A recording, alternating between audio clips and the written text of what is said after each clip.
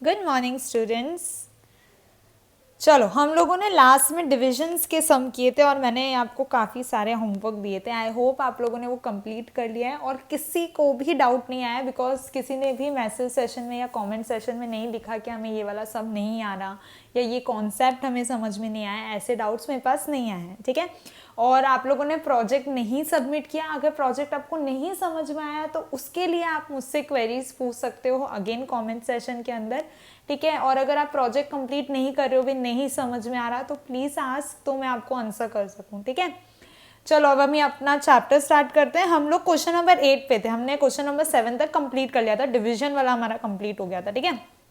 Question number 8 में मैंने आपको थोड़ा बहुत बताया था, तो हम आज वही सॉल्व करना स्टार्ट करेंगे। हमें क्वेश्चन नंबर 8 में क्या दिया हुआ है कि detail of salary for 1 day of a worker in a factory. अब जैसे फैक्ट्रीज के अंदर जो वर्कर्स होते हैं वो पर डे सैलरी पे होते हैं, मतलब उनको वेजेस मिलती है, उसी दिन का काम किया उसी दिन उनको उनकी तनख्वाह मिल जाती है, ठीक है। तो यहाँ पे हमें क्वेश्चन क्या पूछा है, तो हमें यहाँ पे manager, assistant manager, supervisor, labour और सिक्योरिटी गार्ड की पर डे सैलरी, एक दिन की सैलरी हम उन्हें बता दी है। आप कह सकते हो एक दिन का वेजेस उन्हें हमें दे दिया है, ठीक है। और यहाँ पे हमें ये भी बता दिया है कि भाई एक दिन के अंदर एक्चुअली कितने डेज है, तो एक दिन के अंदर 365 डेज है, ठीक है। अब यहाँ पे मैंने आपको क्वेश्चन ये बोला था कि आपको लिखना है कि कितने, मतलब जनवरी में कितने डेज होते हैं, फरवरी में कितने डेज होते हैं, वो चीज़ आपको यहाँ पे मैंने होमवर्क में दी थी, राइट। तो आज मैं ये आपको बता दूंगी, आप एक बार रीचेक कर लेना कि कहीं पे आपका कोई मिस्टेक था या कोई भी गलत हुआ हो तो, ओके। चलो, यहाँ पे हमें पूछा क्या है।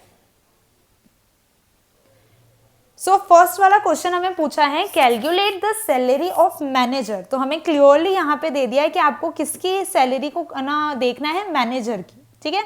तो यहाँ पे हम मैनेजर की सैलरी के बारे में बात करेंगे। मैनेजर की सैलरी कितनी, एक दिन की है 990। हमें कौन से मंथ का पूछा है, हमें मार्च मंथ का पूछा है, ठीक है। तो पहले यहाँ पे मुझे लिखना होगा number of days in month March. March month के अंदर कितने नंबर ऑफ डेज होते हैं, तो मार्च के अंदर नंबर ऑफ डेज होते हैं 31 डेज, ओके। चलो, 31 डेज हो गए मार्च मंथ के अंदर। हमें पूछा है कि मैनेजर की सैलरी एक्चुअली में मार्च में कितनी होगी। तो यहाँ पे हम लोग को टेबल बनाते हैं, ये मैंने आपको पहले भी सिखाई है, ठीक है।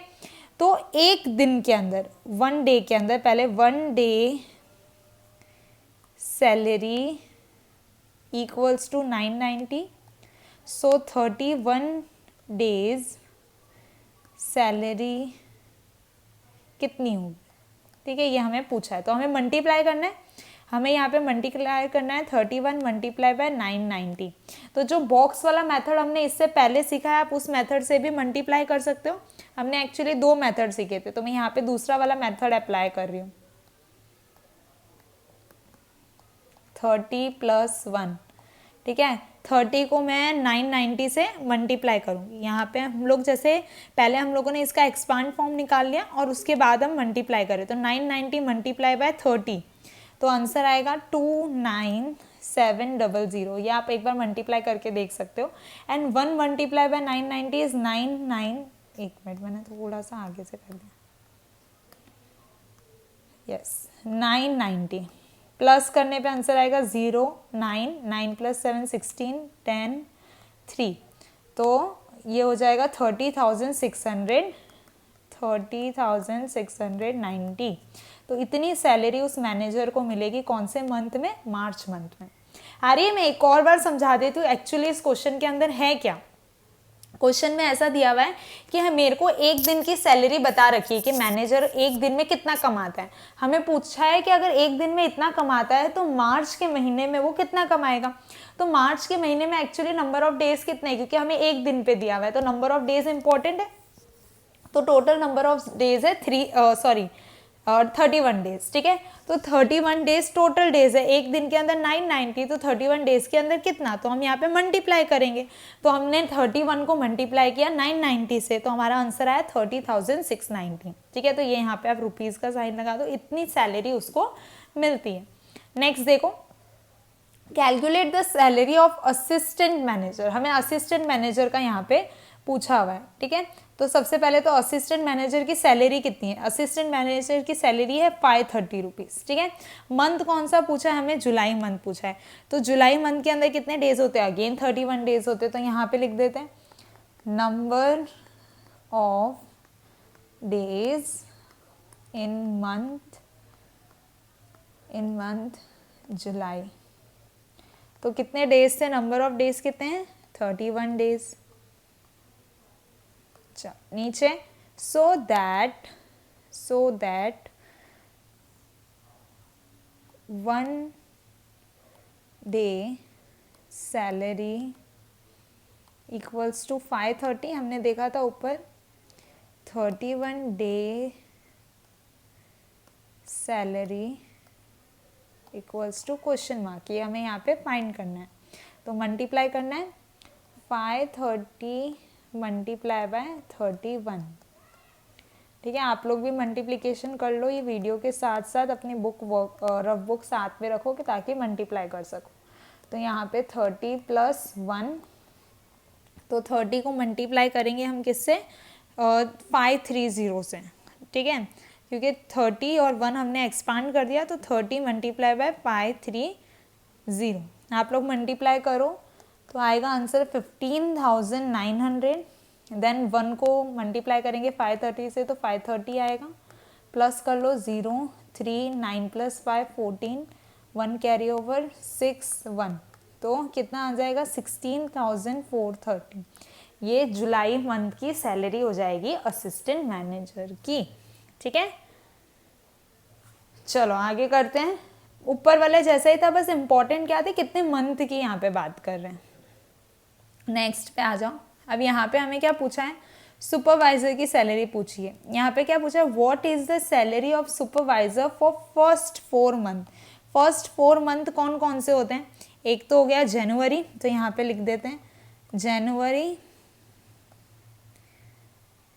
फरवरी, मार्च और अप्रैल, ठीक है। तो ये 4 मंथ, फर्स्ट 4 मंथ तो यही हो गए फर्स्ट 4 मंथ। जनवरी में कितने डेज होते हैं, 31, फरवरी में 28, देन उसके बाद में मार्च में 31 एंड अगेन अप्रैल में 30, ठीक है।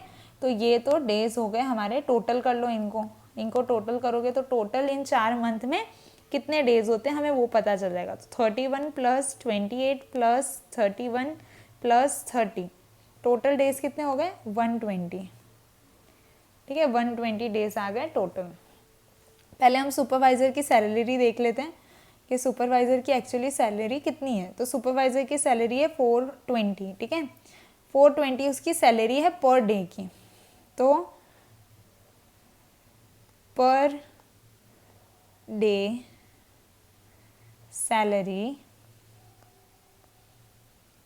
और 1 डे सैलरी भी आप लिख सकते हो इस 420, ठीक है।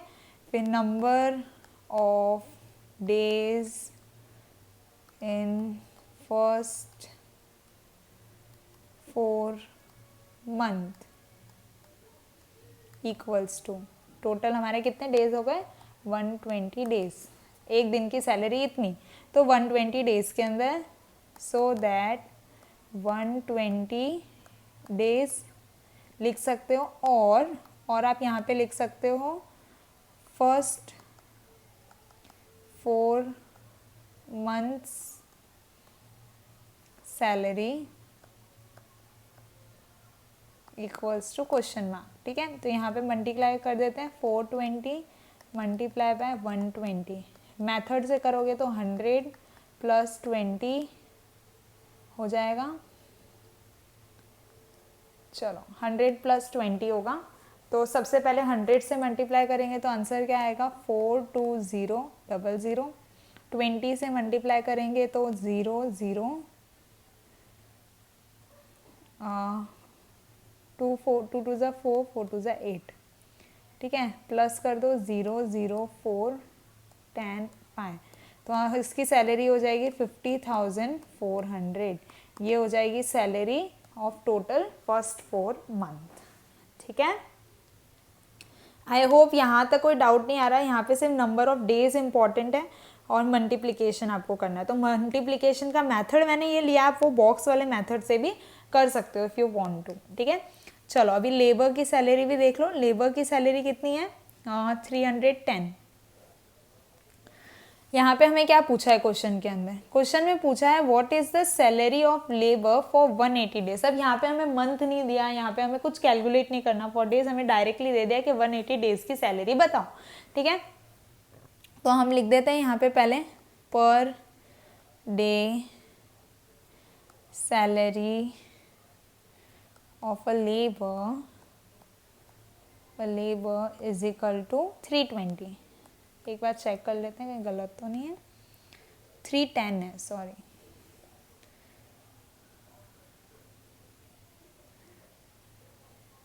तो 310।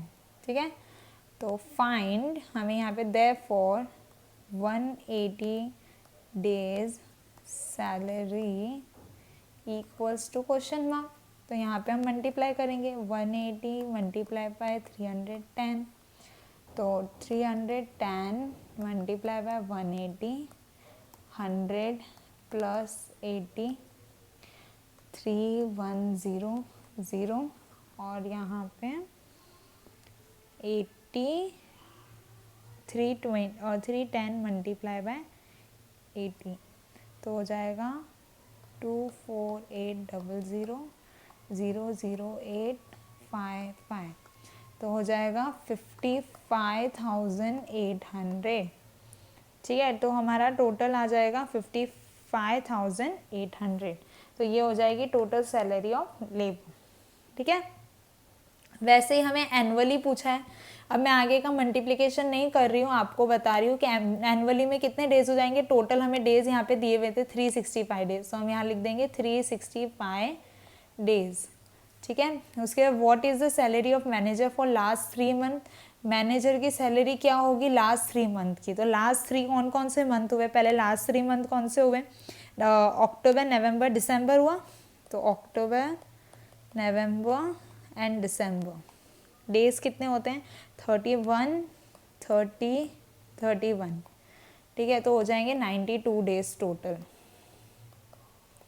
तो 92 डेज की मैनेजर की सैलरी आपको यहाँ पे निकालनी है। ठीक है, तो ये आपका होमवर्क रहेगा, ये आपको खुद कंप्लीट करना है।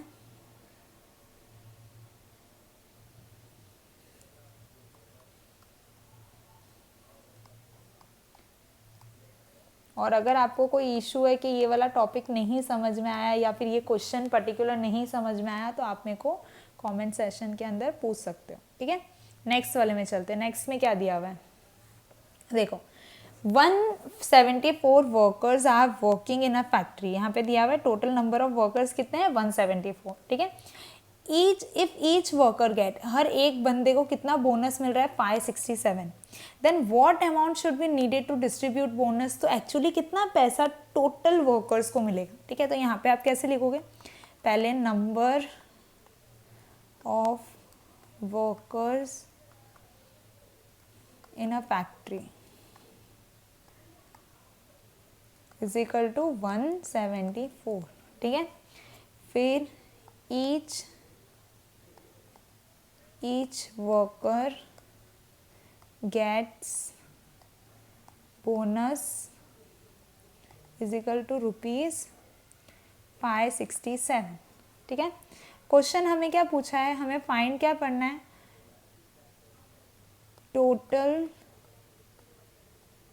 Total amount of bonus. Actually total amount कितना होगा बोनस का? तो हम बोनस को मल्टीप्लाई कर लेंगे नंबर ऑफ वर्कर से। ठीक है, तो ये मल्टीप्लाई करके आपको प्रॉपर मेथड से आंसर बताना है। यहाँ पे मैं आंसर नहीं लिख रही हूँ, ये आंसर आपको खुद को सॉल्व करना है। ठीक है, वैसे नेक्स्ट वाला देखो क्या दिया हुआ है। The length of a square garden is 20 metre. Dinesh bhai complete the work of spreading the soil in the garden at the cost of 100 per square meter. What amount will he get? अब यहाँ पे हमें पहले ही दे दिया है कि समझ लो एक स्क्वायर गार्डन है, उसका लेंथ 20 मीटर है, ठीक है। और जो दिनेश भाई मतलब जिसका गार्डन है उसने वहाँ पे आगे वर्क करवाया जहाँ पे उसने मिट्टी गिरवाई और उसमें 1 मीटर जो मिट्टी 1 मीटर के डिस्टेंस में जितनी मिट्टी डली है ना उतने उसके 100 रुपये लगे। तो टोटल नंबर ऑफ लेंथ मतलब टोटल कितने मीटर्स से 20 मीटर्स से 1 मीटर में अगर 100 रुपये लगे तो 20 मीटर्स में कितने लगेंगे, ठीक है। तो यहाँ पे पहले लिखेंगे total length of a square garden is equal to 20 metre, ठीक है। उसके बाद में the cost of spreading the soil is equal to ₹100 per square, ठीक है। मतलब हर 1 मीटर पे या हर 1 स्क्वायर मीटर पे जो है 100 रुपये लगे। तो total amount spend by Dinesh भाई, कितना पैसा दिनेश भाई ने लगाया अपने वो वर्क कंप्लीट करवाने में।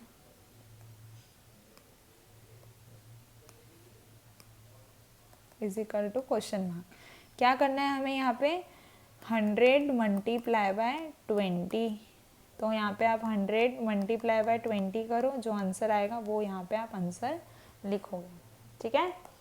डैश रुपीज़ में आएगा आंसर आपका। आई होप यहाँ तक समझ में आ रहा है। मैं मल्टीप्लिकेशन नहीं कर रही हूँ, वो आपको खुद को करना है, ठीक है। चलो नेक्स्ट देखते हैं क्या दिया हुआ है। अब फ्रूट सेलर हैज़ टोटल, अभी हमें बता दिया कि एक फ्रूट सेलर है, फ्रूट्स बेचने वाला है, उसके पास टोटल इतने ऑरेंजेस हैं 1944। ईच बॉक्स कैरी, हर एक बॉक्स में 9 ऑरेंजेस है, तो कितने बॉक्सेस होंगे, ठीक है। पहले अब तक हमारे पास क्वेश्चन क्या आ रहे थे कि भाई इतना कॉस्ट एक का है तो बताओ 100 के कितने होंगे या 200 के कितने होंगे। अब हमें क्वेश्चन ही उल्टा पूछा है, तो यहाँ पे हमें मल्टीप्लाई नहीं करके हमें यहाँ पे डिवाइड करना है, ठीक है।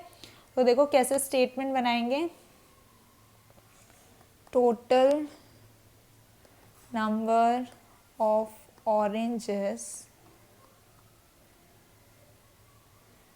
इज इक्वल टू 1944, ठीक है। Each box contain 9 oranges. तो आपको क्या फाइंड करना है, number of boxes for 1944 oranges, 1944 oranges कितने बॉक्सेस लगेंगे। तो यहाँ 1944 डिवाइड बाय 9, तो यहाँ पे आपको डिवाइड करना पड़ेगा 1944 को 9 से, ठीक है। एक आंसर मैं यहाँ पे बता देती हूँ, डिवीजन का पहला सम आया है तो मैं यहाँ बता देती हूँ। 2 × 18 माइनस 1 4, 1 × 9 माइनस 5 54, 6 × 54 क्रॉस, ठीक है। तो आंसर क्या हो जाएगा, टोटल नंबर ऑफ बॉक्सेस कितने हो जाएंगे 216 बॉक्सेस, ठीक है। To needed for 1944 oranges. चलो नेक्स्ट क्वेश्चन देखते हैं। There are 108 members in a relief committee. Each members donate ₹75. If the collecting amount is distributed among 36 poor person equally, then what amount will each person get? अब देखो ये question के अंदर आपको दोनों चीज़ करनी है। देखो कैसे, अब एक कमेटी होती है, कमेटी जैसे कि हाँ समझ लो कि 100 जन 200 जन मिलकर एक अपना ग्रुप बनाते हैं। तो यहाँ पे टोटल कितने मेंबर थे, 108 मेंबर्स थे। उन्होंने एक कमेटी बनाई, भाई बाढ़ आ जाती है, अर्थक्वेक आ जाता है, तो किसी एक को सहयोग करने के लिए, ठीक है, गरीबों को सहयोग करने के लिए हम एक कमेटी बनाते हैं। तो यहाँ पे रिलीफ कमेटी बनी, ठीक है। अब ये कमेटी में से हर एक मेंबर ने, मतलब टोटल मेंबर कितने थे 108, हर एक मेंबर ने 75 रुपीज़ दिए, ठीक है।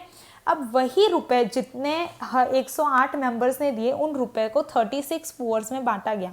तो कितने एक पुअर को कितने रुपए मिले, ठीक है। तो कैसे करोगे, पहले total number of members in a relief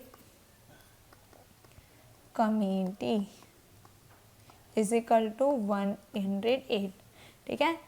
each member donate ₹75, total amount of donation is equal to 108 multiply by 75, इतना अमाउंट टोटल आएगा। तो 108 को आप 75 से मल्टीप्लाई करोगे तो आपका आंसर आएगा कितना रुपए उन लोगों ने दिया, तो 8100 रुपीज़ उन्होंने दिए टोटल अमाउंट। अब